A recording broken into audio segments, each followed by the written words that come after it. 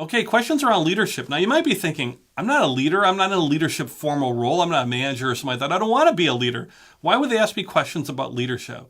Well, here's the thing behind that is one, there are formal leadership roles. Like if you're interviewing for a management position, whatever, there's an expectation of leadership there. But there's also an expectation that everybody at times plays a leadership role, at least trying to, make a difference within the organization. Maybe it's a small thing, but maybe it's a large thing. People are looking for people who are leaders or can at least step into leadership roles, if not every now and then, maybe in the future. So when they ask you about your leadership style, you want to come in prepared to think about that.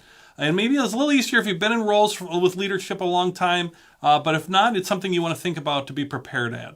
With leadership, there's a lot of different ways you can approach leadership, many different ways. But, in typical, there's you could be like an authoritative leader. I tell you what to do and you do it because I'm the boss. That formal authoritative leadership. But there's other types of leadership of working through others, setting visions, communication skills, things that are around these skills around leadership.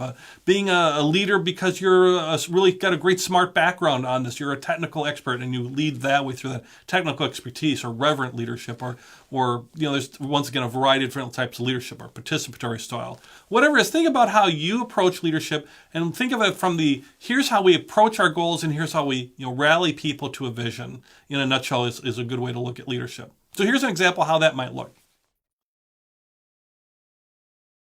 Well, one thing I do as far as leadership is I understand that in this position I'm going to be hired for, and in my positions I've been in before, I'm not been the manager. I'm not the manager, so I don't have that formal leadership. But I really understand that it's important to be a leader in whatever you're doing. So as a team member, or if I'm leading a team, or even just playing a leadership role every once in a while on a team, I find that to be very, very important. And kind of my style is to really understand the goal and vision and really understand that well, whether it's the organization goals or maybe a team goal, and then start to figure out how can we accomplish that goal. And really my leadership style is one that's really participatory. I want to get information and ideas from all of the sorts of different people. And as a leader, I might lead that or guide that, but really kind of gel everything together, bring everyone together, and then go accomplish these great goals. So I'm not really authoritative, like you do it my way. It doesn't seem to work, especially if I'm not the manager.